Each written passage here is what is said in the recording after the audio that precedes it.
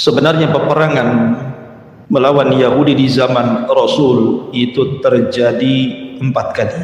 Pertama, peperangan melawan Bani Qunaiqah. Sebabnya karena orang Yahudi Bani Qunaiqah melecehkan kehormatan seorang wanita muslimah di pasar, sementara mereka sudah ada perjanjian dengan Rasul di bawah naungan Piagam Madinah. Sebab itulah Rasul menyerang Bani Qunaiqah. Kemudian perang melawan Bani Nadir. Perang melawan Bani Nadir ini sebab Yahudi Bani Nadir hendak membunuh Rasul dengan cara curang. Jadi ketika para pembesar mereka hendak melakukan musyawarah dengan Nabi SAW, tempatnya di Bani Nadir, maka mereka bersiasat, nanti kalau Nabi SAW duduk bersama kita, perhatikan tempat duduknya. Naiklah salah seorang di antara kalian ke atap, bawa batu besar, jatuhkan tepat di kepalanya. Tapi rencana busuk ini keburu ketahuan karena Jibril alaihissalam memberitahu dalam perjalanan Rasul ke Bani Nadir. Maka Rasul tidak jadi berangkat ke Bani Nadir, kemudian malah kembali dan membawa pasukan. Akhirnya terjadi perang melawan Bani Nadir. Kemudian perang yang terakhir melawan Bani Quraidah. Dan ini 3 kabilah Yahudi besar yang ada di kota Madinah. Bani Qunaiqah yang paling besar, kemudian Bani Nadir dan Bani Quraidah. Bani Quraidah ini sebenarnya ketika mereka perang melawan kaum muslimin disebabkan karena kompor daripada Yahudi Khaybar. Jadi sebab pengkhianatan Bani Quraidah itu karena diprovokasi oleh orang-orang Yahudi yang tinggal di Khaybar. Ketika terjadi perang Ahzab, perang yang sangat menakutkan bagi kaum muslimin, bagaimana tidak kaum muslimin harus dikeroyok oleh berbagai macam kelompok dari luar Madinah, diantaranya musyrik Arab, musyrik Mekah, kemudian Ghatafan, kemudian Yahudi, belum lagi orang-orang munafik yang berkhianat. Sehingga kemudian orang-orang Quraidah ini, Bani Quraidah, mengkhianati perjanjian dan ikut terlibat dalam pengepungan di perang Ahzab. Lah sebab pengkhianatan Bani Quraidah inilah, maka Nabi SAW langsung memutuskan bahwa Quraidah harus diserang. Itu pun atas perintah Allah lewat Jibril. Ketika Allah menangkan perang Ahzab, baru selesai perang Ahzab, Nabi SAW sedang mandi. Tiba-tiba Nabi SAW dipanggil oleh malaikat Jibril yang menjelma sebagai sahabat Dihyatul Kalbi, memerintahkan Nabi SAW untuk membawa pasukan. Itu baru selesai perang, lelahnya belum hilang, lukanya masih menganga, mereka belum istirahat, mereka baru saja menang. Tiba-tiba kemudian disuruh bergerak. Tapi itulah keimanan para sahabat, sami'na wa ata'na. Kata Nabi SAW kepada para sahabat, idhabu ila Bani Quraidah fala tusalliyanna ahadakumul asra illa fi Bani Quraidah. Serang, serbu Bani Quraidah, dan jangan sholat asar di jalan kecuali sampai di Bani Quraidah. Maka perang yang keempat inilah yang kita akan bahas, perang melawan Yahudi terakhir yang disebut dengan perang Khaybar.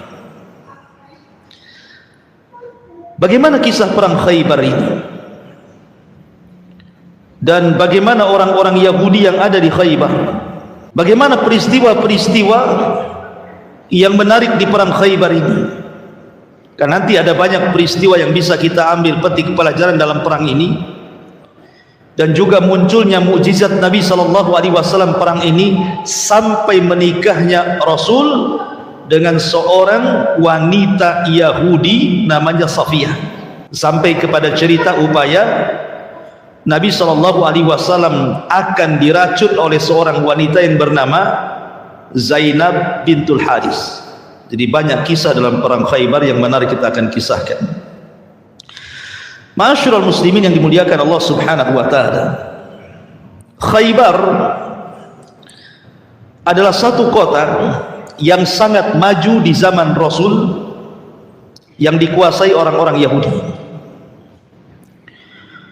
Dan Khaybar ini penuh dengan benteng, karena orang Yahudi itu suka buat benteng supaya musuh tidak mudah masuk, maka banyak dibuat benteng-benteng yang mengelilingi kota Khaybar ini. Belum lagi Khaybar ini kota subur, sehingga kemudian aliran-aliran air itu sangat menyuburkan di Khaybar ini, sehingga orang-orang Yahudi itu mampu mereka menyimpan makanan yang bisa dimakan bertahun-tahun.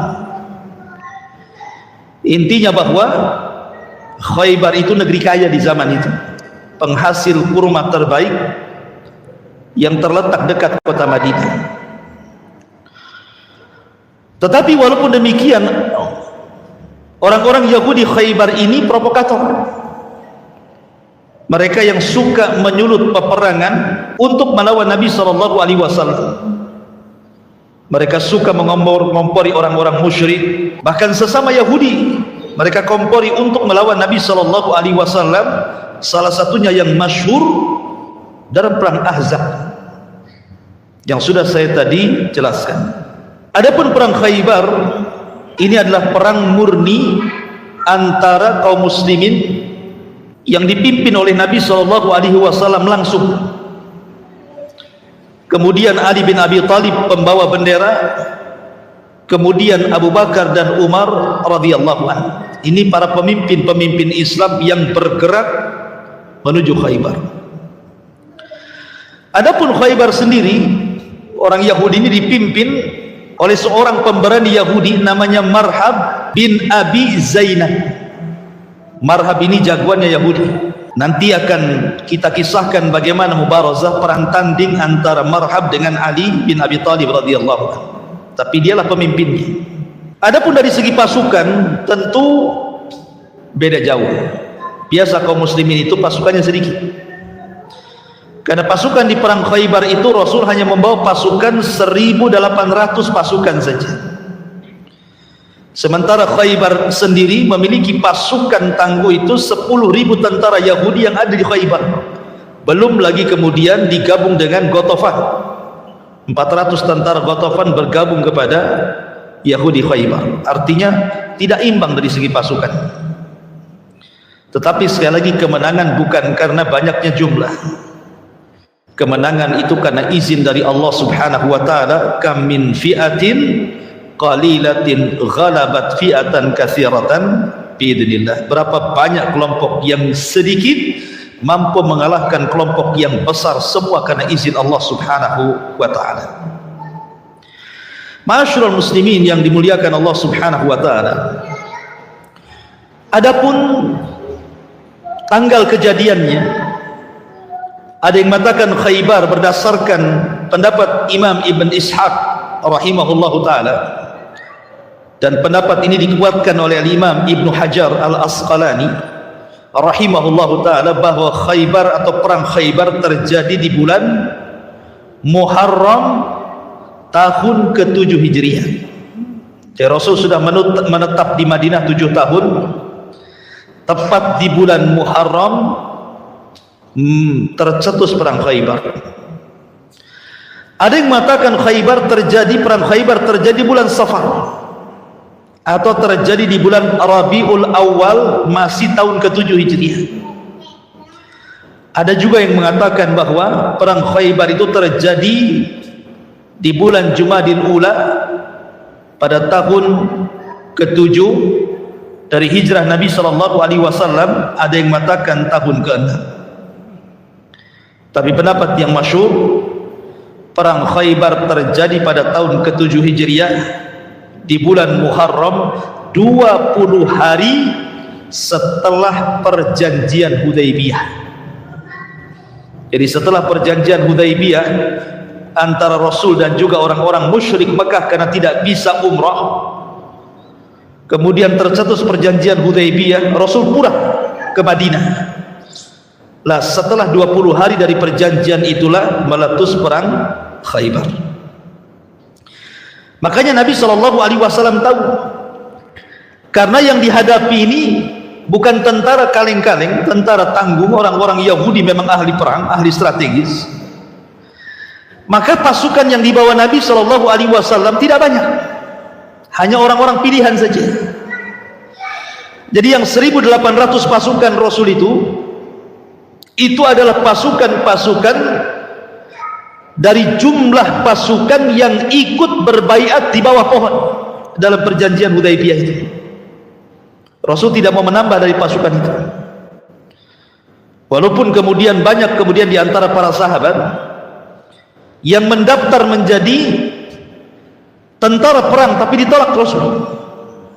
Rasul sallallahu alaihi wasallam melihat bahwa ini pasukan khusus, tidak boleh dicampuri dengan pasukan lain. Apalagi pasukan yang memang niatnya ingin mencari ghanimah, ataupun mereka orang-orang lemah atau orang-orang yang baru masuk Islam, tidak dilibatkan oleh Rasul.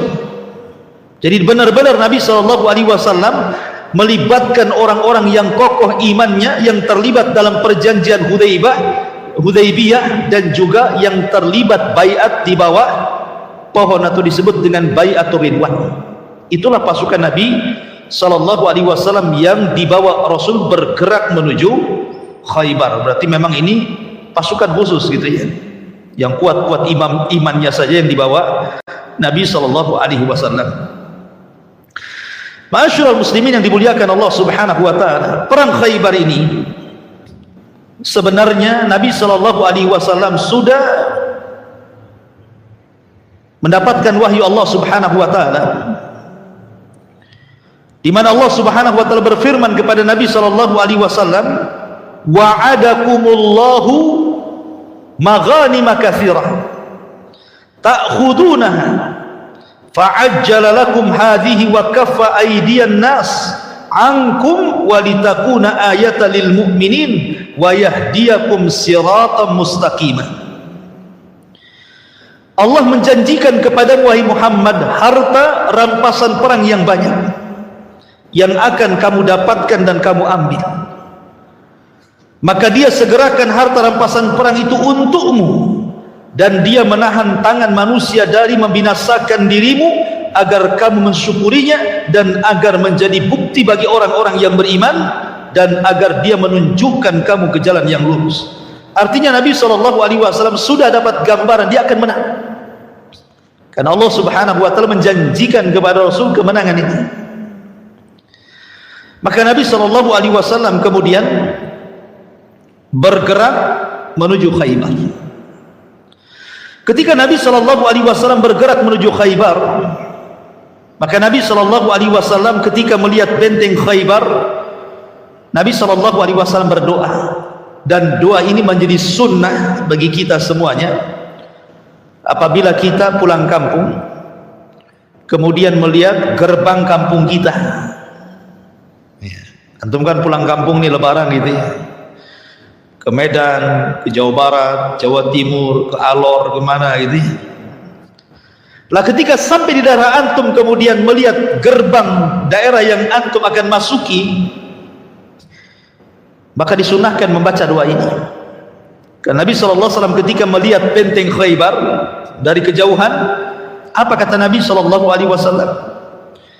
Nabi SAW berdoa, Allahumma Rabbas samawati sab'i wa ma adlalna wal aradina sab'i wa ma aqlalna wa rabbas syayatini wa ma adlalna wa rabbar riyahi wa ma darayna as'aluka khaira hadhihi al-qaryati wa khaira ahliha wa khaira ma fiha wa na'udzubika min syarriha wa syarri ahliha wa syarri ma fiha. Kata Nabi SAW, ya Allah, Tuhan pemilik 7 langit dan penghuni yang dinaunginya, Tuhan pemilik 7 lapis bumi dan apa yang dipikulnya, Tuhan setan-setan dan apa yang disesatkannya, dan Tuhan angin serta apa yang diterbangkannya. Ya Rabb, aku memohon kepadamu kebaikan daerah ini, kebaikan penduduknya, dan kebaikan apa yang penduduknya, dan kejahatan. Dari sini Al-Imam Rahimahullah Ta'ala mengatakan termasuk daripada sunnah Nabi SAW, apabila kita memasuki sebuah daerah, maka kita disunnahkan untuk membaca doa ini. Lalu Nabi SAW ketika sudah melihat gerbang Khaybar, para petani yang berada di luar Khaybar itu sedang bercocok tanam, orang-orang Yahudi. Kemudian dikejutkan dengan kedatangan Rasul dan tentaranya. Tiba-tiba para petani ini mengatakan, Ja'a Muhammadun wal khamis, telah datang Muhammad dan pasukannya. Akhirnya seluruh para petani Yahudi bubar mereka, lari dari sawah-sawah dan ladang-ladang mereka, masuk ke gerbang-gerbang mereka. Mereka tutup jendela dan pintu rumah mereka serta gerbang mereka, ketakutan dengan tentara Nabi SAW. Ketika itu Nabi SAW kemudian membariskan pasukan dekat dengan gerbang. Seorang sahabat namanya Khabbab mengatakan, ya Rasulullah, kalau kita letakkan pasukan di sini, maka tentara Yahudi Khaybar itu mereka biasa memanah dari gerbang-gerbang mereka, dan jarak panah mereka itu dekat dengan kita.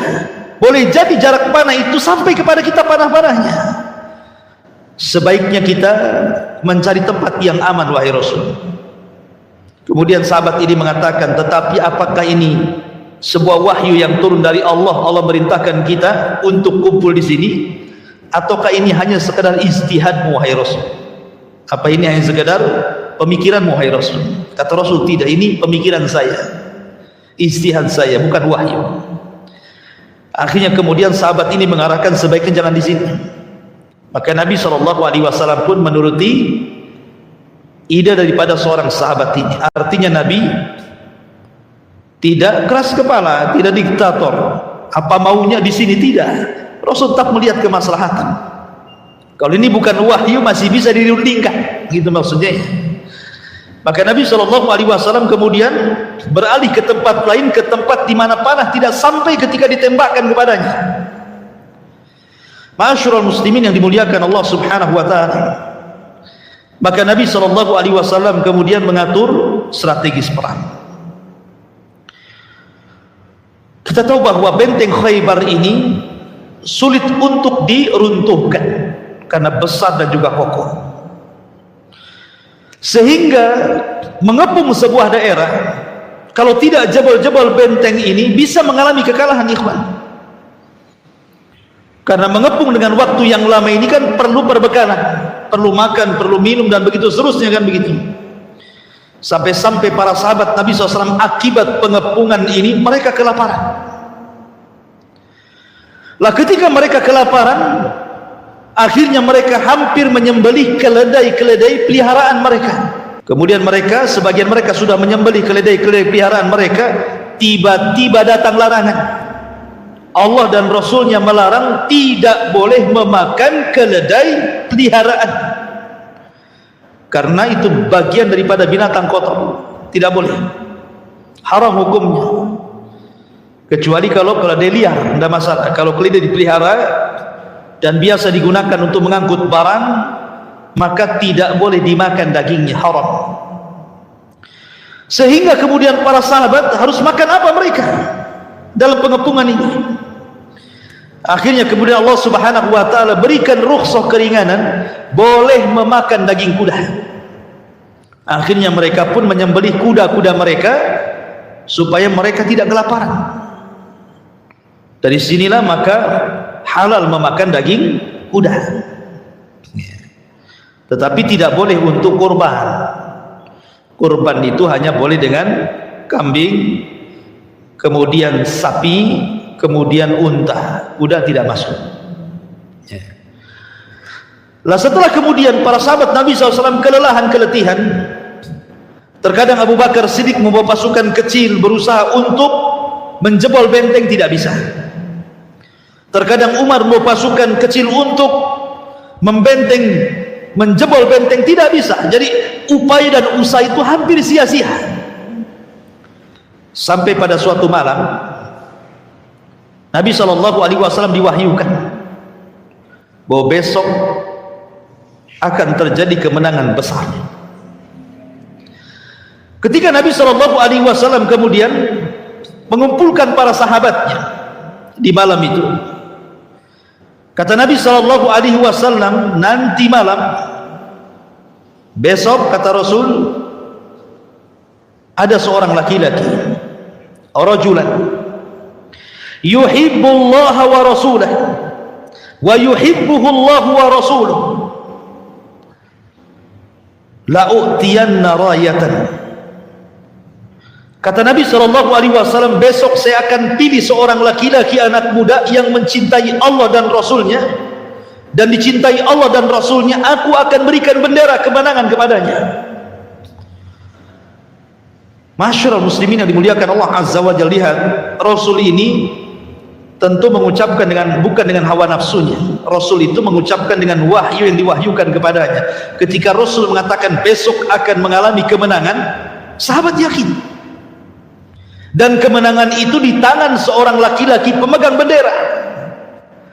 Makanya keesokan harinya seluruh para sahabat berkumpul tuh. Mereka berangan-angan dan bercita-cita satu di antara mereka yang memegang bendera itu. Sampai-sampai Umar bin Khattab hadir berdesak-desakan ingin dipilih Rasul yang memegang bendera itu. Kata Umar, sebenarnya aku paling tidak suka menjadi seorang pemimpin kecuali hari ini. Aku ingin sekali. Kenapa?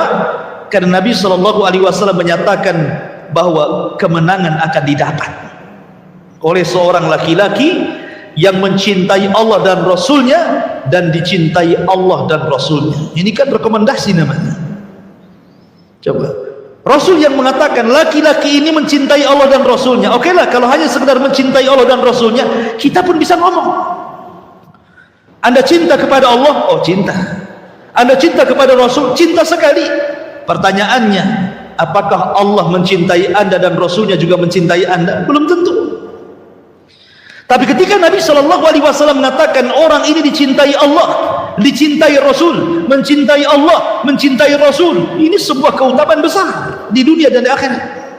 Makanya wajar 1.800 orang berdesak-desakan, lo bayangkan, hanya ingin ditunjuk mereka lah pemegang bendera. Sampai Umar itu yang memiliki badan besar berdesak-desakan di situ. Tiba-tiba Nabi SAW mencari orang yang tidak ada dalam pasukan yang berdesak-desakan itu. Kata Rasul, "Aina Ali?" Di mana Ali gitu? Ali nggak ada. Aina Ali, di mana Ali? Maka orang-orang mengatakan, "Ya Rasulullah, Ali sedang sakit matanya." Ya wajar ya, di padang pasir. Kalau ada angin mungkin kelilipan atau apa ya, akhirnya matanya sakit sampai Ali tidak bisa melihat. Intinya sakit matanya. Maka Nabi SAW mengatakan para sahabat, kalau gitu itu ni Ali ya, datangkan kepadaku Ali. Maka kemudian sebagian sahabat memapah Ali radhiyallahu anhu dari tendanya menghadap Nabi SAW. Tiba-tiba Nabi SAW fabasaka wajah. Rasul pun kemudian meludahi wajahnya. Rasul meludahi kedua mata Ali radhiyallahu an.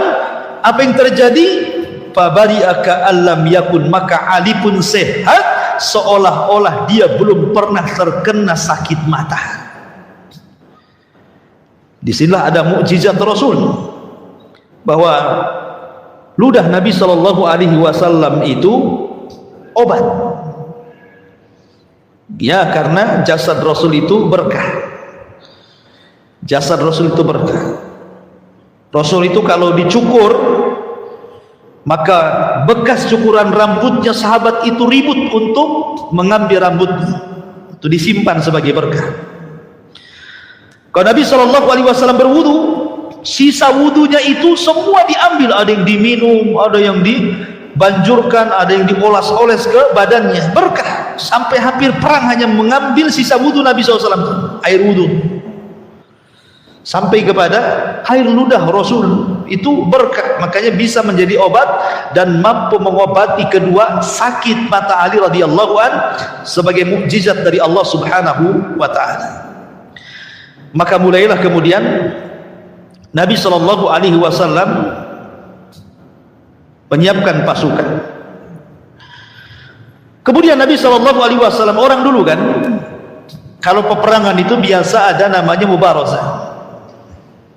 Ketika Rasul SAW berhasil menjebol benteng di tangan Ali radhiyallahu anhu, Maka sistem perang dulu itu kalau sudah berhadapan-hadapan pasukan, tidak langsung saling menyerang, tidak, tapi ada namanya adu tanding, atau dalam bahasa Arab disebut mubarazah. Mana jagoanmu, ini jagoan gua. Rupanya dari jagoan Yahudi itu memang langsung dihadapkan pemimpin mereka, jagoan mereka yang dikenal luar biasa gitu kehebatannya, namanya Marhab ibn Abi Zainah. Itulah jagoan orang-orang Yahudi, langsung ke depan. Maka kemudian Nabi SAW memerintahkan seorang sahabat Ansar namanya Salamah ibn Aqwa radhiyallahu an, langsung menjadi adu tanding dari kaum muslimin. Ingat, orang-orang dulu biasanya untuk mengedonkan perasaan orang, mereka selalu melantunkan bait syair, karena syair itu bagi mereka semacam media hari ini. Orang mendengar syair bisa menangis, orang mendengar syair bisa dendam, orang mendengar syair bisa lemah, orang mendengar syair bisa kuat, orang mendengar syair bisa berperang, orang mendengar syair bisa ribut. Syair itu media untuk membangkitkan dan melemahkan. Maka Marhab ketika itu maju, kemudian dia melantangkan syairnya dan mengatakan, qad alimat khaybaru anni marhabu syakis silahi batalun mujarrabu ilal khurubu aqbalat talahabu. Kata Marhab, jagoannya Yahudi, mengatakan, Khaybar telah tahu sesungguhnya aku seorang Marhab, orang yang sangat pandai memainkan senjata, seorang pahlawan pemberani.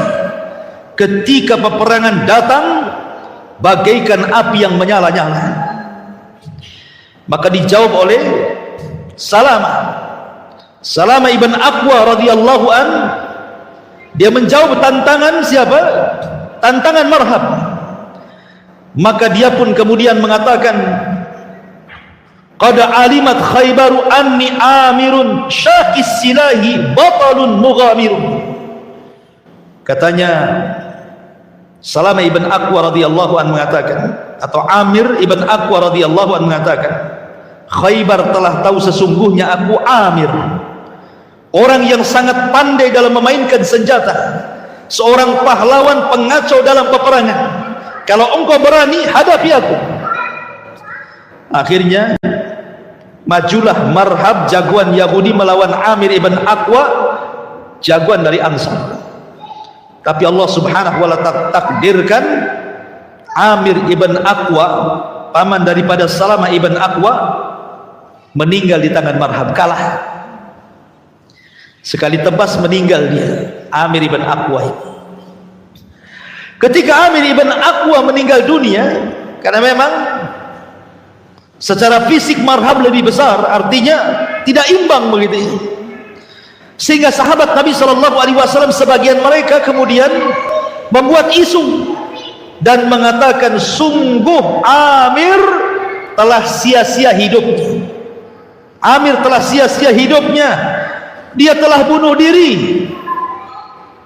Maka kemudian Salamah ibn Aqwa radhiyallahu an menceritakan pamannya yang dikatakan oleh sahabat dia telah sia-sia karena mengorbankan dirinya dan bunuh diri. Akhirnya dilaporkan kepada Nabi SAW, ya Rasulullah, apakah Amir mati sia-sia? Karena dia mati di tangan siapa? Di tangan Marhab, jagoan Yahudi. Maka Nabi SAW mengatakan, kadzab, dusta orang itu, dusta orang itu. Sesungguhnya Amir adalah orang yang akan dapat 2 pahala di hadapan Allah subhanahu wa ta'ala. Kemudian Nabi SAW menceritakan tentang kenangan sewaktu berjalan bersama Amir ibn Aqwa dalam perjalanan menuju Khaybar. Kata Nabi SAW, ketika keluar kami bersama pasukan, kemudian Amir ibn Aqwa pun tiba-tiba membimbing pasukan perang, melantunkan bait-bait syair dan mengatakan, tallahi tallahi laulallahu mahtadaina wala tasaddaqna wala sallaina. Dia mengatakan tallahi laulallah mahtadaina wala tasaddaqna wala sallaina. Kemudian dia mengatakan fasabbitil aqdam in laqaina wa anzilna sakinatan alaina ila akhir syair. Amir ibn Aqwa membimbing para sahabat yang lain untuk mengucapkan, demi Allah, kalau bukan karena Allah tentu kami tidak akan mendapatkan petunjuk, tidak akan sedekah dan tidak akan salat. Ya Allah, tetapkanlah kaki-kaki kami apabila berjumpa dengan musuh, dan berikanlah ketenangan kepada hati-hati kami. Sehingga seluruh para sahabat mengikuti ucapannya Amir ibn Aqwa dalam perjalanan menuju Khaybar itu. Makanya Nabi SAW mendoakan Amir sebelum wafatnya, semoga Allah mengampuni dosa. Ingat, kalau Nabi SAW mendoakan kepada seorang sahabat saat hendak perang dengan kalimat ampunan, berarti sahabat itu dipastikan mati syahid. Makanya Amir kemudian meninggal mati syahid di tangan Marhab. Lah ketika kemudian Amir kalah di tangan Marhab, Marhab semakin sombong itu. Kemudian berteriak di hadapan pasukan Rasul, siapa lagi yang bisa menghadapi diriku? Kemudian dia bersesumbar dan mengatakan dengan perkataan yang sama, qad alimat Khaybaru anni marhabu syakis silah batalun mujarrabu idil hurubu aqbalat talahabu. Marhab mengatakan, sesungguhnya Marhab, seluruh orang-orang Khaybar tahu siapa Marhab. Kemudian Ali radhiyallahu an tiba-tiba datang dan mengatakan, akulah lawanmu, kata Ali radhiyallahu an. Nah, sekarang baru imbang yang melawan Ali radhiyallahu an. Sebenarnya Ali ini jauh di bawah usianya Marhab, tetapi Ali radhiyallahu an diberikan oleh Allah Subhanahu wa taala kemampuan perang dan juga fisik yang kuat. Makanya ketika kemudian Amir gugur di tangan Marhab, Ali pun maju dan Ali pun menggertak Marhab dengan mengatakan, ana alladhi sammatni ummi Haidar kalaythi ghabatin karihil mandara ufihim bisa'i kailas sandara. Kata Ali radhiyallahu an, tahukah kalian siapa aku? Ali radhiyallahu, dan ini menunjukkan sombong dalam peperangan boleh. Seseorang berlaku sombong dalam peperangan itu boleh untuk mengedonkan lawan, tidak masalah. Tapi sombong di dalam peperangan nggak boleh. Sebagaimana menipu dalam peperangan boleh, tapi di luar peperangan tidak boleh menipu. Maka dengan sombongnya Ali radhiyallahu an mengatakan, ana alladhi sammatni ummi Haidar. Kata Ali radhiyallahu an, akulah orang yang diberi nama ibuku Haidarah. Haidarah itu nama dari nama-nama macan, nama singa. Haidarah itu, sayalah orang yang diberi nama oleh ibuku singa hutan. Nah gitu bahasanya. Kalaythi ghabatin karihin manzara, layaknya singa hutan yang sangat ditakuti oleh lawan-lawannya. Kemudian Ali radhiyallahu mengatakan, ufihim bisa'i kailal sandara.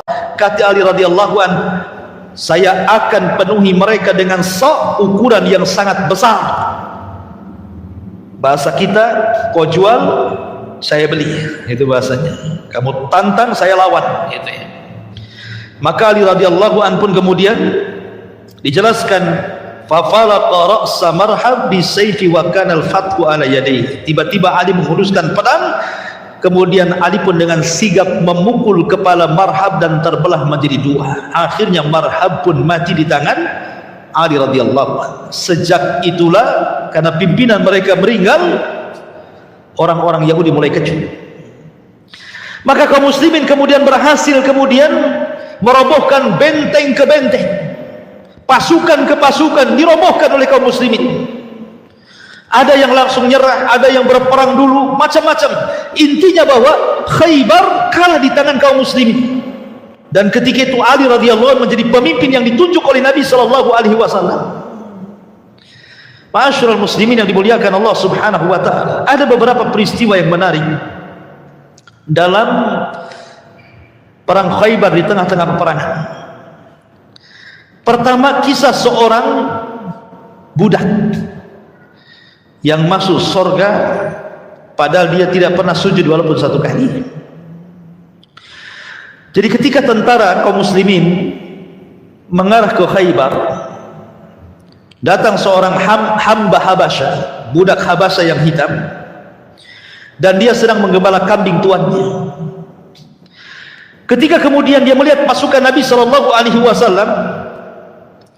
yang sedang melewat di depan dia, dia pun bertanya, hamba sahaya yang sedang menggembala kambing ini, ila aina turidun, mau kemana kalian?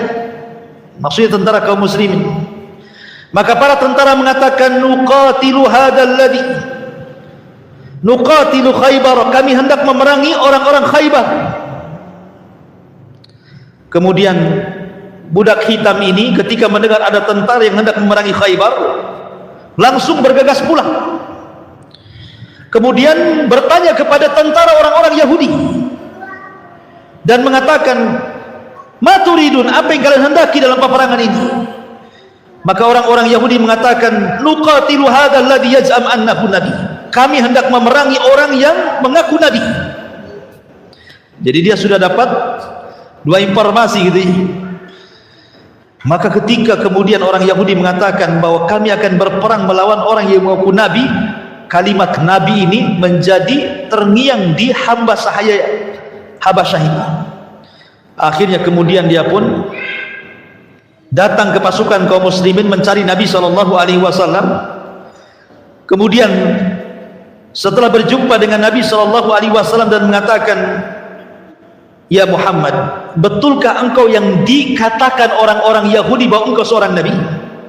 Engkau mengaku-ngaku Nabi? Kata Nabi SAW, tidak, aku tidak mengaku-ngaku Nabi, aku Nabi. Aku adalah Nabi. Kemudian hamba ini mengatakan, kalau engkau seorang Nabi, engkau menyeru kepada ajaran apa? Maka Nabi SAW mengatakan, ad'u ilal Islam wa an tashhada an la ilaha illallah wa anni Rasulullah wa an ta'buda illallah. Kemudian Rasul menyebutkan ajaran-ajaran Islam. Aku menyeru manusia ke jalan Islam, dan aku menyeru manusia untuk bersyahadat alla ilaha illallah dan aku adalah Rasulullah, dan aku menyeru agar manusia tidak boleh menyembah kecuali kepada Allah. Kemudian Rasul menjelaskan kepada hamba sahaya ini apa itu Islam, sampai akhirnya kemudian dia pun tertarik dan dia tiba-tiba mengucapkan dua kalimat syahadat, asyhadu an la ilaha illallah wa asyhadu anna Muhammadar Rasulullah. Tetapi dia mengatakan, ya Rasulullah, seandainya aku bersyahadat, aku beriman kepada kamu, apa imbalannya? Dia minta imbalan gitu. Kata Nabi SAW, lakal jannah imitta ala dhalik, kalau engkau mau bersyahadat dan masuk Islam, aku pastikan kau masuk surga kalau engkau mati. Ketika dia mengatakan bahwa, dia mendengar Rasul mengatakan bahwa dia akan masuk surga kalau dia meninggal, dari situlah dia kemudian bersyahadat dan ingin mati syahid. Maka dia pun masuk dalam pasukan Nabi SAW, kemudian berperang bersama para sahabat Rasul. Akhirnya kemudian dia pun pupus dan mati syahid di tengah-tengah pasukan. Ketika Nabi SAW melihat hamba sahaya ini yang meninggal, yang barusan masuk Islam kemudian ikut tentara dan mati syahid, kata Rasulullah, qad ra'aitu inda ra'sihi ithnataini minal huril in, sungguh aku melihat di atas kepalanya dua bidadari dari sorga yang mengawalnya. Walam yasil lillahi sajdatan qad, padahal belum pernah satu sujud pun dihantarkan kepada Allah Subhanahu wa taala. Subhanallah gitu ya. Akhirnya dia pun gugur dan masuk sorga, kan enak gitu ya. Gak pernah sholat, gak pernah puasa, masuk surga dapat bidadari. Ini pula yang dijadikan dalil para teroris itu. Itu ya.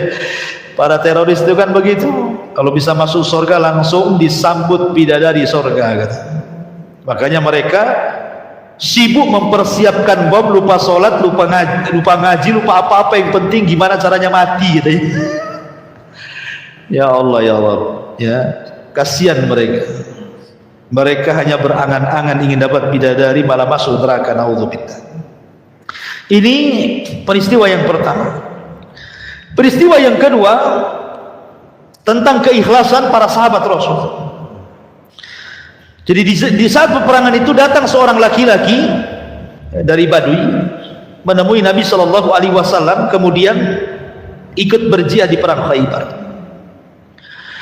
Ketika kemudian pasukan dimenangkan dalam perang Khaybar ini dan mendapatkan ghanimah harta rampasan perang, maka orang Arab ini, sahabat ini, dibagikan padanya bagian ghanimah harta rampasan perang, tetapi dia tolak.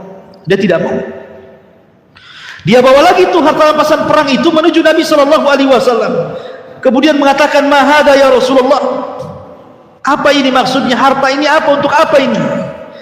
Maka Rasul mengatakan, kismun qasamtuhu lak, itu bagian yang aku bagikan kepadamu sebagai ghanimah karena engkau sudah terlibat perang. Maka orang ini mengatakan, ma ala hada ittaba'tuka ya Rasulullah. Demi Allah Rasul, aku mengikutimu bukan karena ini.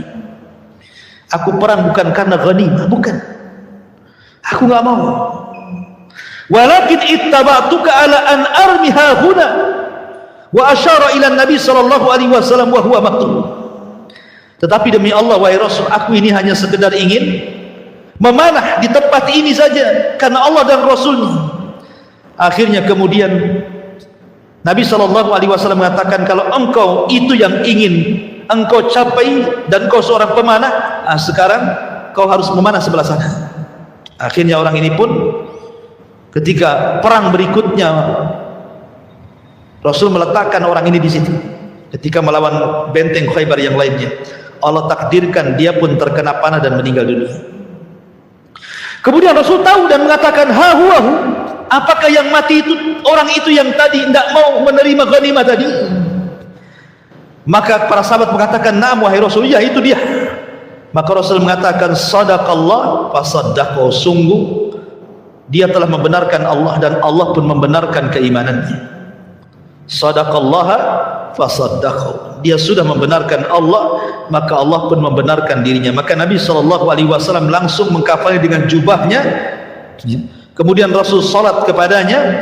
Kemudian Nabi SAW berdoa untuknya, Allahumma hadza abduka kharaja muhajiran fi sabilik qutila syahidan wa ana alaihi syahidan. Ya Allah, ini hambamu yang keluar berhijrah di jalan, dia terbunuh mati syahid dan aku yang bersaksi bahwa dia telah mati syahid.